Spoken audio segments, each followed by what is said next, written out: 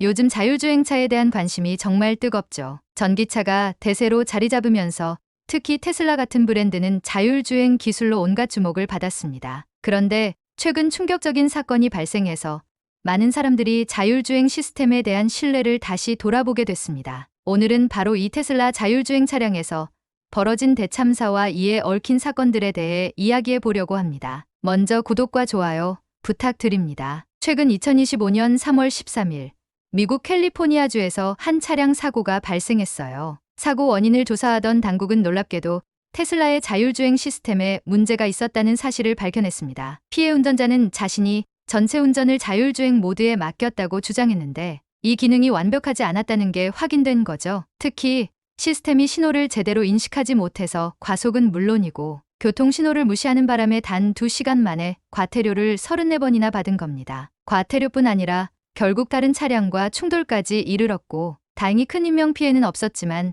사고가 초래한 여파는 어마어마했습니다. 사고 이후 많은 사람들이 자율주행에 대해 갖고 있던 이상적인 기대감이 크게 흔들렸습니다. 그동안 테슬라는 완전 자율주행이라는 캐치프레이즈로 사용자들에게 편리함과 안전함을 약속했어요. 그러나 이번 사건을 계기로 이 기술을 믿어도 되는가에 대한 논란이 확산되었죠. 그렇다면 이런 사고를 막기 위해 우리 소비자들이 무엇을 해야 하는지 몇 가지 방법을 살펴볼게요. 첫 번째로 자율주행 기술에 대한 맹신을 버리는 것이 중요합니다. 자율주행 모드라고 해서 모든 상황에서 100% 신뢰할 수 있는 것은 아닙니다. 완성된 기술처럼 보이지만 아직 테스트 단계라는 것을 인지하면서 스스로도 경계심을 가져야 해요. 두 번째, 자율주행 모드 사용 시에도 항상 운전에 집중해야 해요. 자율주행 상태에서 사고가 날 경우 법적으로는 운전자가 책임을 져야 할 수도 있기 때문에 눈앞 도로 상황을 늘 주시하는 것이 중요하죠. 내 차의 상태를 꾸준히 살피면서 즉각적으로 제어할 준비를 해야 합니다. 세 번째,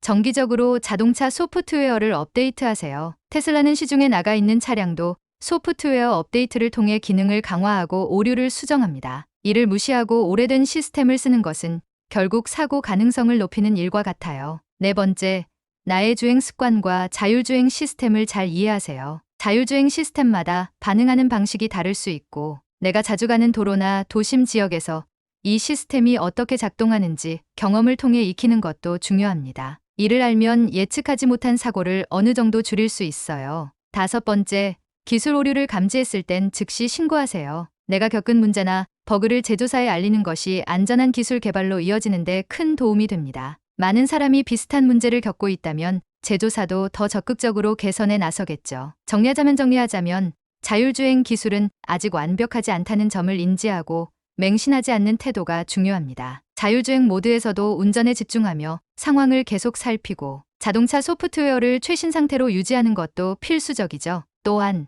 내 주행 습관과 시스템 특성을 잘 이해하고 사용하며 문제 발생 시 제조사에 즉각적으로 알리는 것이 안전성을 높일 수 있는 방법이에요. 자율주행 시대는 분명 매력적인 미래를 열어주고 있지만 우리가 이 기술을 잘 활용하기 위해서는 책임 있는 사용과 경계심이 필요합니다. 미래 기술에 대한 기대만큼 현실적인 대비를 함께 한다면 더욱 안전하고도 편리한 운전 환경을 만들어갈 수 있을 거예요. 이번 사건이 주는 교훈을 마음에 새기고 모두가 안전한 기술 사용 문화를 만들어갔으면 좋겠네요. 구독과 좋아요 부탁드립니다. 감사합니다.